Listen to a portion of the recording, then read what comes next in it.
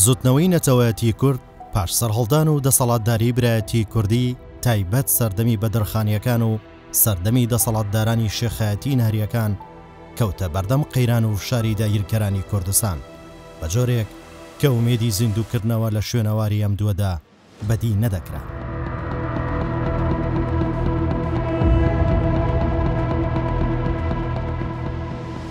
بەهاتنە مەیدانی بزوتنەوەی بارزان کە سەرەتا بزوتنەوەیەکی ڕۆحی و کۆمەڵایەتی دەست پێکرا تا گەیشتە سەردەمی شەخ عەبدولسەلام بارزانی دووەم کە لە تەمەنی 28 ساڵیدا بووە شوێنگرەوەی باوکی شەخ محەممەد بارزانی بناغە داڕێژەری چاکسازی کۆمەڵایەتی بزوتنەوەی بارزان خەباتی نەتەوەی کەوتە سەر ڕێڕەوی زیندوی و بەردەوامی مێژووی.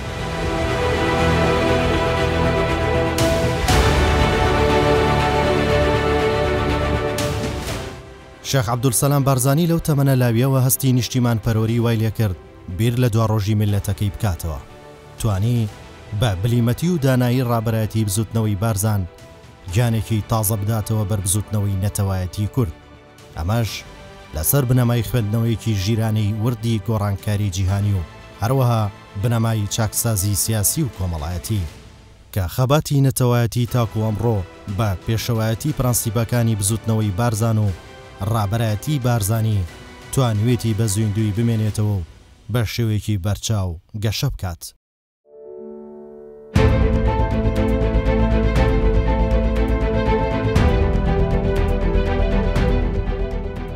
شەخ عەبدولسەلام بارزانی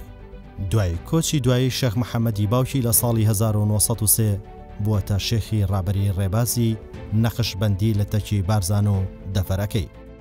هەر لە تەمەنی لاویەوە دژی ستەمی عوسمانیەکان وەستاوەتەوە.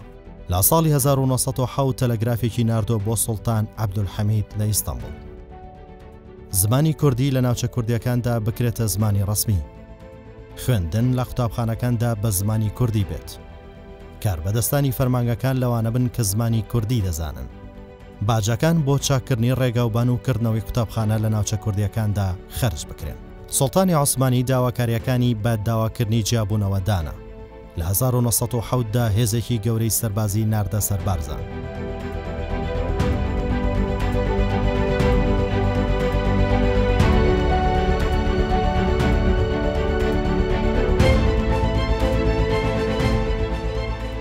شەخ عەبدولسەلام بارزانی ساڵی 1970 ماوەی 2 مانگ بەرگری کرد.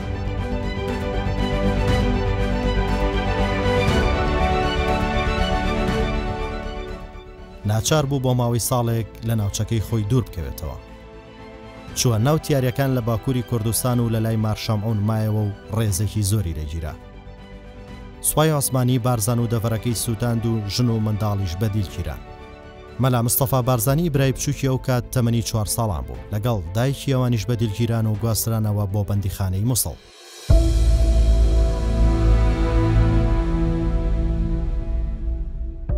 بارزان لسردەمی شێخ عەبدولسەلامدا تەشبیه ئیمارەتێکی بی نەک وەکی عەشیرەتێکی بی. طبعا ئەوەش لە پاش نەمانە ئەو ئیمارەتێت کووردا وەکی ئیمارەتە بادینە و ئیمارەت سووران نەمان بارزان سەر هەڵدا و مەجموعە کە عەشیرەتەش کە ببنە ئێک و وەلا و بوو کەسانێکی هەبیت حتما حکوومەتیش لای خوڤەدی حسابێکی بوو کەتن. لەوما دەوڵەتە عوسمانی کە متەمەسل ویلایەتە مووسڵ ئەفتشتەل بەرچاوتی گرت. چاودێریە شێخ عەبدولسەلامت کرد کە دێ چاوە ڕێڤەبەریە کەتن. حسابی بود کرد. شێخ عەبدولسەلامیش لەوان کاودانادا یەبێ ئاگا نەبی لە تشتەی سەردان تکردن بوو دەوروبەری خۆ بوو دەڤەرە ئامێدیە بوو گشتی دەڤەرە بادینا حتا منتەقا سۆڕۆش چووێ و جەولەیەت کرە خەلکی ئاگادار کرە خەلکی هاندای کە داوا حەقی خوب بکەن چونکی بحقیقەت دەڤەرە بارزان ئیسلاحی و چاکسازیەکە ڕادە بەدەر هاتە گۆڕەپانێ.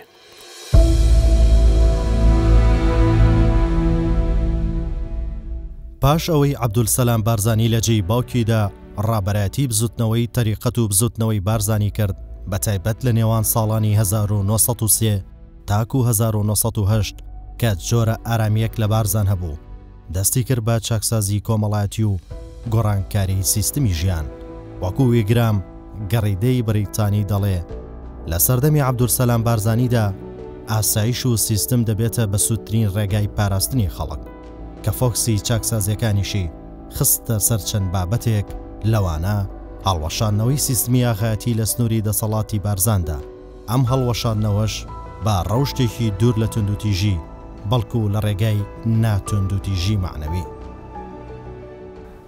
شاوسەلای بارزانی لە ڕاستیدا یەکێکە لە پێشەنگان یان ڕەچەشکێنانی بواری چاکسازی کۆمەڵایەتی و ئابووری وێ ڕێپێگە سیاسەکەی کە هەیەی لە مێژووی بەزای ڕزگاری خوازی کوردیدا ئەو ڕەچەشکێنێکی گەورەیە لە بواری چاکسازی لە کۆمەڵگای کوردستاندا. لە ڕاستیدا ئەو کۆمەڵێک کاری گرنگی کردووە کە بۆ سەردامەکەی خۆی زۆر جێی بایەخن. ئەو پێی وابوو کە هیچ دەسەڵاتێکی سیاسی لە ڕاستیدا چێ نابێت ناکرێ بەهێز بێت و دروست بێ بەبێ دروستکردنی کۆمەلگایەکی مکوم و سەقامگیر و بەهێز. کۆمەلگای مکوم و سەقامگیر و بەهێز بەبێ بوونی دادپەروەری دروست نابێ. بۆیە ئەو لە سەرەتا دابیری لەوە کردەوە کە چۆن دادپەروەری لەو کۆمەلگا خۆجێی خۆی دابچەسپێنێ بۆ ئەوەی کە بتوانێت دەسەڵاتێکی سیاسی لەسەر بینە بکات، دەسەڵاتێک کە لە توانایدا هەبێ سەقامگیر بێ لەسەر پێی خۆی ڕاوەستێ.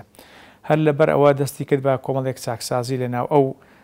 ژینگەیە کە تێدا بوو. گرنگترین شت کە ئەو بایەخی پێدا ئەوە بوو مەسەلەکانی پەیوەست بە ژن و ژینگە بوو. مەسەلەی ئەوەی کە ئافرەت لە کۆمەلگای ئەو کاتەدا تا ڕادەیەکی چەوسانەوەی لەسەر بوو، گەورە بەگسکەی پێدەکرا، شیربایی زۆر لێداوە دەکرا لەوانەیە کە داخواستیان لە سۆڵی عاشایریدا بەکاردات. لە ڕاستیدا ئەو لێ گرنگترین هەنگاوەکانی ئەو بۆ ئەو ئەوانەی نەهێشت لەناو کۆمەلگای خۆزیەیی خۆیدا و ڕێگای گرت لە چەوسانەوەی ئافرەت. ئەوە زۆر گرنگ بوو کەواتە تۆ بەشێکی دیاریان نیوەی دیاری کۆمەلگات بەسەرەوە ئازاد کرد لە ئەوە بۆ دروستکردنی کۆمەلگایەکی سەقامگیر زۆر گرنگە. بیری لەوە کردەوە کە کۆمەلگای خۆجێی ئەو کاتێک کوردستان لە سەرەتای سەدەی 20دا هەر تەنها ئاریشەکەی ئافرەت نییە بەڵکو پیاویش لە ڕاستیدا لە کێشە و ئاریشەدا پێویستی بەوەی ئازاد بکرێ، پێویستی بەوەیە کە دادپەروەری تێدا بچەسپێ. لەبەرەوە دەستی برد بە دادپەروەری کۆمەڵایەتی و دادپەروەری لە بواری ئابووریدا. گرنگترین کارێک کە کردی مەسەلەی نەهێشتنی ئەو چینایەتیە بوویان ڕێگرتن بوویان کاڵکردنەوەی چینایەتی مەسەلەی ئاغاوات و مسکێن و ئاغا و نۆکەر و ئەوانەی کە لە خوارەوەن ئەو هەوڵیدا چەندی بکرێت ئەوە کاڵکاتەوە. لە ڕاستیدا بۆ ئەوەش سوودمەند بوو لەو سەرچاوە دینەی کە ئەو لە ڕاستیدا کردبووە سەرچاوی خۆی کە سەرچاوەیەکی عێرفانی گەورەی تەسەوف بوو بۆ ئەو کات.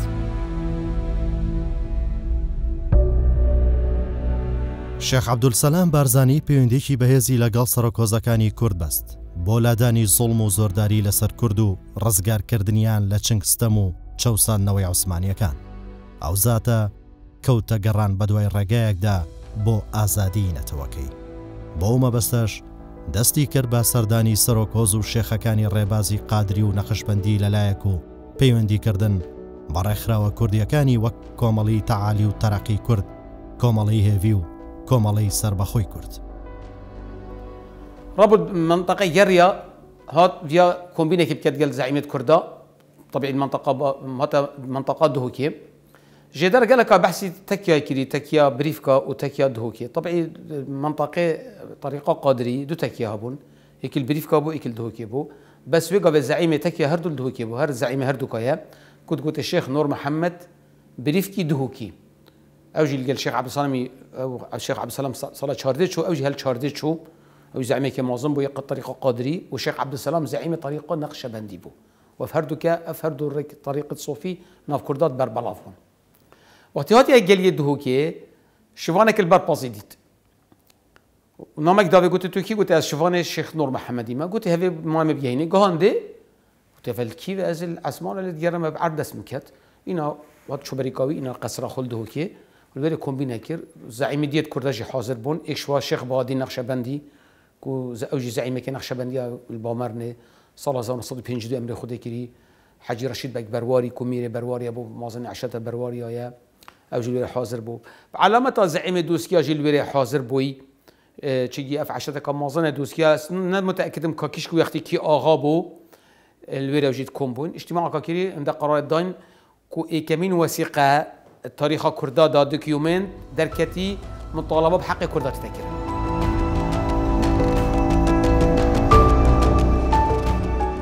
یەکێک لە بابەتە گرنگەکان کە تایبەت بە شێخ عەبدولسەلام بارزانی ئەو تەلەگرافەیە کە لە ساڵی 1970 بەشێک لە سەرکردەکانی کورد و هۆزەکان بۆ سوڵتانی عوسمانیەکان ناردووە. لە بادینان کۆنفرانسێک بەڕێوە دەچێت. عەبدولسەلام بارزانی وەکو سەرۆکی کۆنفرانسەکە هەڵبژێدرا و یادداشتنامەیەکیان نووسی و ناردیان بۆ سوڵتان عەبدولحەمید لە ئیستەنبوڵ. یادداشتنامەکە خۆی لە 7 داواکاریدا دەبینیەوە بۆ دابینکردنی مافی کورد لە ناوچەکەدا، بەڵام کاتێک کە سوڵتانی عوسمانی ئەو بروسکەی پێگەیشت یەکجار پەس بوو بە داواکردنی جیابوونەوەی دانا. نتیجه وی یادداشتنامه و چند هوکار دیکەش ڕاستی لەشکرکێشی هاتە سەر بارزان. نەخواستمە پاشی هەنگێک و مرۆڤێک بناوێ محەممەد پاشا داغستانی بیا والی المووسڵ. ئەوەش مرۆڤێکی دەمارگیر بی، یعنی یەخو پەرز بی حقیقت هەد ڤیا ڕەیە خوب سەپینیت و مەسلحەتە دەوڵەتش مەسلحەتە شخصی پێش یا دەوڵەتت تێخست یاخۆ ئەو بی لەشکرێکی مەزن یە نظامی هێناردە سەر بارزان. ئەوەل ساڵە 1970 جا ئەو لەشکر هات لە ئاکرێ هات بەرەو دینارتێ کە پشت بە چیایە کەم لێ ڕاوەستوێنوکە نزیکی 6,000 جەندرما ئەوە نظامی بین ئیزافی هەندێش ئەو یعنی چەکدارێت کورد ئەوێت لەوانگیرێت وان ئەوەش هاریوان کرد. لێرەدا شەڕی پیرەسی ئێکی ڕوویدا ئەو ئێکەم شەڕیشە تبەینە مریدت بارزە و حکوومەتێک و لەشکرێکی نظامی بیت هەتا وێگاوێ شەڕ زۆر هات بینەکردن بەس بینە عەشیرەتی بی و ئەوی دی هاوسەنگی هەبی بەس گەل حکوومەتی حتمما حکوومەت لەشکرێکی نظامی و هوی زۆر تشتێکی زەحمەت بی ڕاستی بەس سەرڕای هەندێش لەڤ چیایە ئەکرد بینی چیای پیرەسە سلسیلاڤ چیایی لەشکری بارزانیا لێرە دامەزریا و وەشیان شکستێکە مەزن بە حکوومەتی بینن.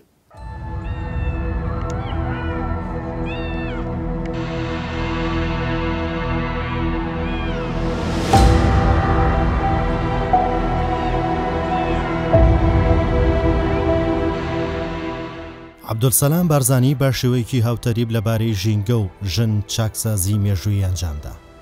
ئەمانەش بوونە بنەمایەکی پتە و بۆ دادپەروەری کۆمەڵایەتی و دروستبوونی میلەت کە لە قۆناغی دوای خۆی لە سەردەمی شەخ ئەحمەد بارزانی گەشەی پێدرا و بوون بە زەمینەی سەرەکی بۆ ئاشتی کۆمەڵایەتی. پاراستنی ژینگە پێی وا بوو کە هەر ئەو خەڵکانێک کە لە کۆمەڵگارا دەژین و مرۆڤەکان تەنها جێ بایەخنین بەڵکو دەوروبەرت چ دەوروبەری ژینگەی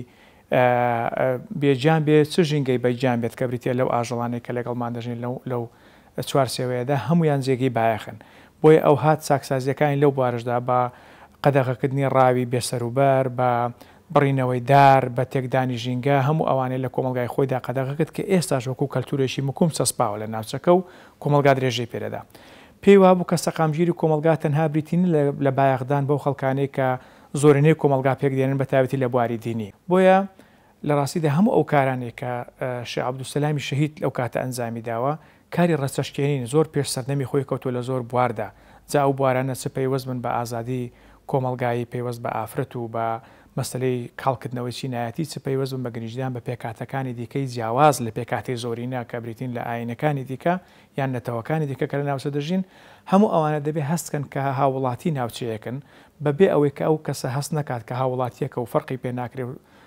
ستەمی لێ ناکرێت ئەو لە ڕاستیدا هاوڵاتی بوونی خۆی هەست پێ دەکاوە دەبێتە باشترین داکۆچیکار لە نیشتیمانی خۆی لە زێدی خۆی لەو دەسەڵاتی کە لە ناوچەکەدا بەرقەرارە. عوسمانیەکان بە گوشارکردن زۆربەی هۆزە کوردەکانی دەوری دەڤەری بارزانیان ناچار کرد بەشداری لە هێرش بۆ سەر بارزاندا بکەن. هەر بۆەوەی شەڕ لە نێوان کورد و کورد ڕوونەدات شێخ شەڕی نەکرد بەڵکو بە تەنیا لەگەڵ خێزانی لە بارزان دەرچوو. ناچار بوو بۆ ماوەی ساڵێک لە ناوچەکەی دوورکەوێتەوە و بچێتە ناو تیاریەکان لە باکووری کوردستان و لە لای مار شەمعۆن بمێنێتەوە و لەوێ ڕێزێکی زۆری لەگیرا.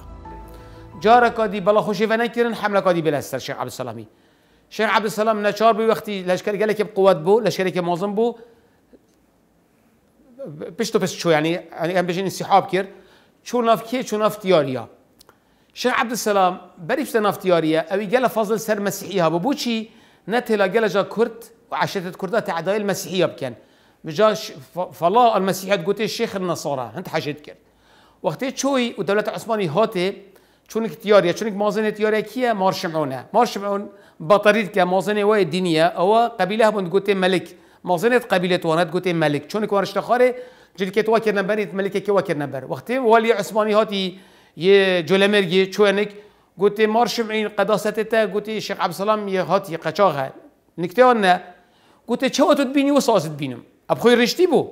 نبي دراوشي كرفت قالك أجوان كر يعني أوي شكل باش كر شنو الشيخ عبد السلام بري قبل قنجيل واكر بو أو أفقنجية كم عبيد بجن رد جميل كده فجركادي الشيخ عبد السلام ينقاص كر شيخ عبد السلام دوای ساڵێک مانەوە لە لای تیاریەکان گەڕایەوە بارزان و پیاوەکانی لە خۆی کۆ کردەوە و لە پشت چیای شیرین هێزەکانی کۆ کردەوە هێرشێکی توندیان کردە سەر و هێزەی عوسمانیەکان و لە چوارچێوەی داستانی سەرێ بازێدا توانیان دایان بماڵ و ناوچەکەیان لێ پاک بکەنەوە لە ئاکامی ئەم سەرکەوتنە مەزنە حکوومەتی عوسمانیەکان داوای وتوێژی کرد و ئاشتی هاتەدی وەکو وێگران دەڵێ عەبدولسەلام بارزانی زۆر بە ئاسانی دەیتوانی هێرش بکاتە سەر مووسڵ و داگیری بکات بەڵام لە سنووری بارزانە وڵاتر نەڕۆیشت تاکو بە هەموو لایەک بسەلمێنێ کە بارزان ئاشتی خوازە و دژی شەڕە ئەو بی شێخە وێ ساڵێقەتە نەنک دۆست و کەس و ئەوێت کە نێزیک لەوە ئەوێت کوسیقە پێ هەی بە هەر حاڵ حتۆ بیە بهۆرە 1990 لوێرێ vە شێخە حەدەکی بوو تشتەی دانێتن بوێ vەشارتنێ دانێتن ئەو بیهاتە وڵاتی ژێرە لوێرێ خۆ ئاشکرا کرد و مرید و لایەن گیرێتوە و ئەوێت هەمە لێ خڕبە بینەوە و ئعادە تەنزیم یا لەشکرێ بازان کراوە چونکە زانی حکومەت وازێ لێ ناینیتن ئەو بی نەتیجە هەندێک کە خەبەرگەشتی حکومەتێ و شێخێ وڵات ژێرە وێ گوندێ باب سێفا ئێجا حەملەکە مازن دەست پێ کرد بوو وڵات ژێرە ویلایەتە میساڵ حەفت فەوجێت جەندەرما هەبین سێ فەوج بە کاملی ئینان بە کەتیبێت تۆپا و ئینانە سەرێ بازێ جێکایت بێنە سەرێ بازێ کەتیبێت تۆپال وێرە دامەزراندن کە مشرفە لەسەر وڵات ژێرە جا لوێرێ شەڕی سەرێ بازێ لوێرە دەست پێت کەتن 1990 چونکە خۆتاکەوەتەوە محکەم بی حتممە ئەو سێ فەوجێت کە هاتیە وڵات ژێر و باب سێفا پێ بگیرن شێخە پێ بگیرن هەر سێ فەوج هاتنە ئیبادەکردن تەنانەت ئەو قورتاربی خو تەسلیم کرد ئێخسیر بی چونکە کە خۆ ئێخسیر کرد بارزانی ئێخسیرە ناکوژن ئەو قورتاربین لێ جا ئەف شەڕە و هەر کە ئەو کەتیبێت توپاش هەر سێ توپ هاتنە گرتن کەفنە دەستی بارزانیادا ئەو چەک و سیلاحیش هەمە کەفتە دەستی بارزانیادا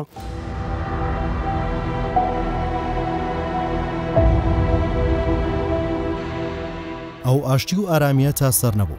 چونکە کاتێک سلێمان شەریف ساڵی 1913 کرا بە والی مووسڵ سوپایەکی گەورەی ناردە سەر بارزان بۆ گرتنی شێخ عەبدولسەلام بارزانی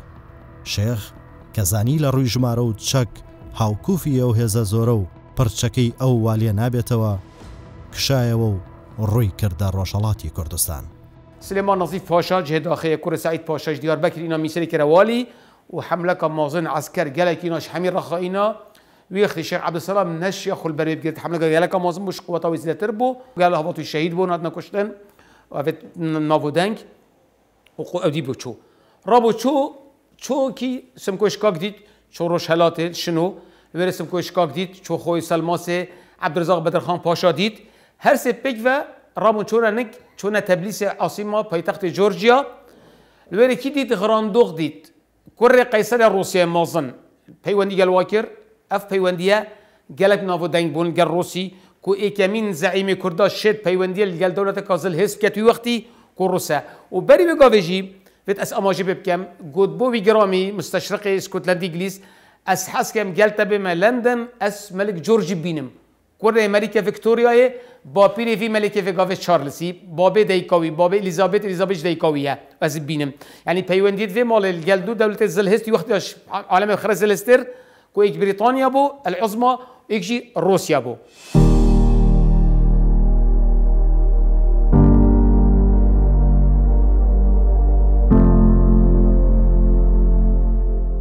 لێرەوە شتێک دروست دەبیتن کە بەرەو سربەخۆی دەچی کارکردن لە بۆ سربەخۆی ئەوەی کە زۆرزار دەگوترێت شێخ عەبدولسەلام جوڵانەوەکەی باڵێن ناوچەگەری بووە تەنها لەو چەند باڵێن محافەزە و مەنتقە بووە وەکو قەزای زێبار و باڵێن ئاکرێ و ئامێدی و زاخۆەوە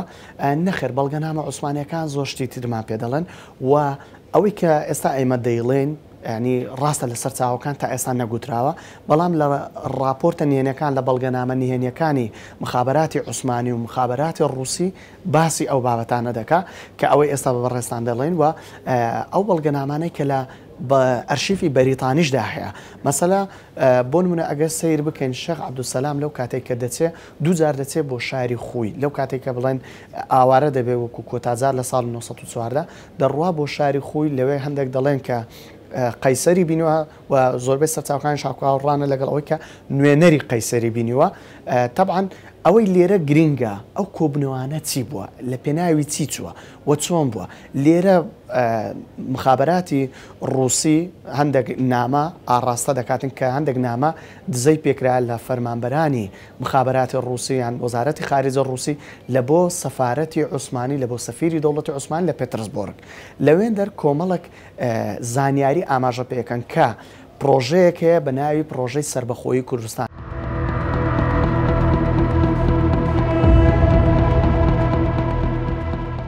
شێخ عەبدولسەلام کۆمەڵێک جوڵانەوە و کاری کردووە لە بۆ سربەخۆیی و پەیوەندی هەبووە لەگەر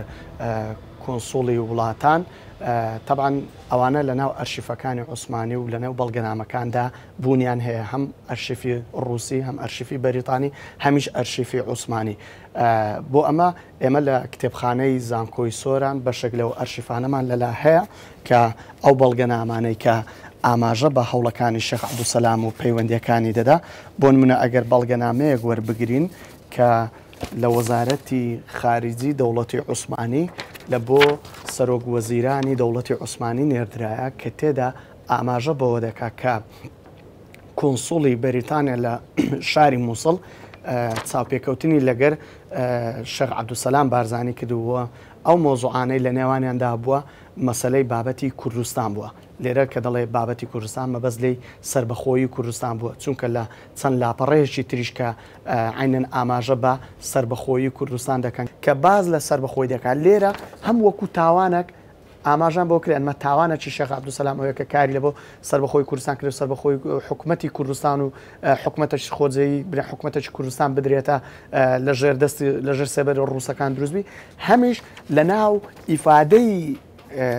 مریدەکانی شێخ عەبدولسەلام ئەوانەی کە لە گەری دەستگیرکرانە لە ناو ئیفادەی وانش هەمان شت دەگوترێتەوە یعنی ئەوانە کە دەلالەتن لەسەوەی کە شێخ عەبدولسەلام کاری لە بۆ سربەخۆیی کوردستان کردووە و کۆمەڵێک دیکۆمنت و بەڵگەنامەی دیکەشمان هەنەکە هەر ئاماژە بەوە دەکەن ئێمە لە کۆتاییدا وەکو یەکێک لە بڵاوکراوەکانی زانکۆی سۆران هەوڵ دەدەین کار لەسەوە بکەین کتێبە تەنها لەسەر ئەو بێ سربەخۆیی کوردستان لە پەیوەندیەکانی شێخ عەبدولسەلام کە تا ئێستا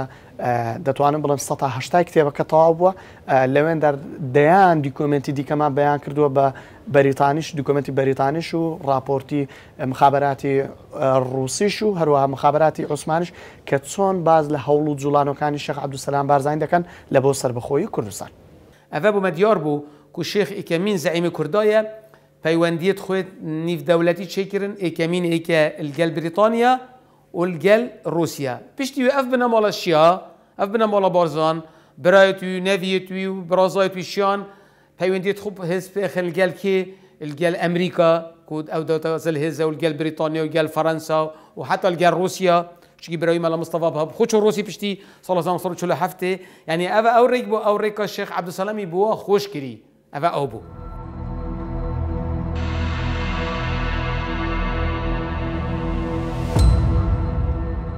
شێخ عەبدولسەلام بارزانی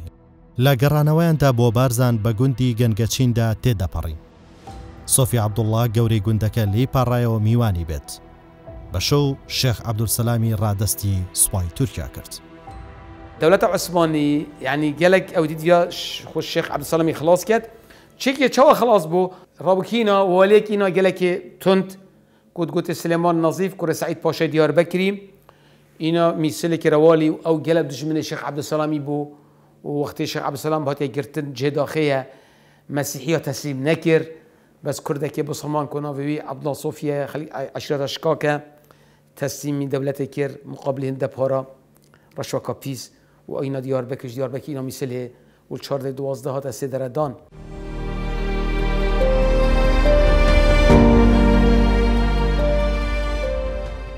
ئەو چاکسازی و پەیوەندیە ناوخۆی و دەرێکی شەخ عەبدولسەلام بارزانی بنیاتی بۆ دانان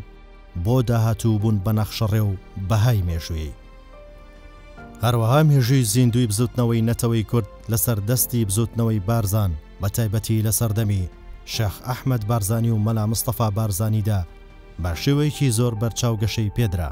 تا گەیشتە قۆناغی ئەمڕۆ و سەردەمی سەرۆک مەسعود بارزانی و ڕیفراندۆمی کورد بۆ سربەخۆی لە باشووری کوردستان.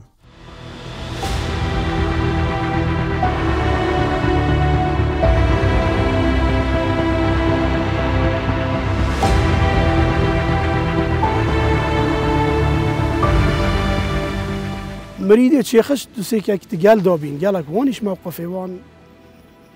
يعني المرني نترسيان قلت يعني كشيخ وتفديته او موقف ديتي قلت يعني برخيت قربانيين يعني بو عدالت وبو دوزك وطفيارة وبو مبادئ انا زور ما بيخوش عم بين شهيد كيرن وبمرينو عم برخيت قربانيين و اوش پیشیا راستی خلک بارزانه حلوه گاوه و حتی هنوکه یعنی بارزانی گلک قربانیت دای سبب چه بیا؟ سبب اوه که تنازل انسان لمبدأ خونه کد لو تشتی ایمان پی دفاع المظلوم بکد دفاع باوری بعدالت قضیه خوها بیتن اوش همل پیناوی ملت خو ملت کرد بیا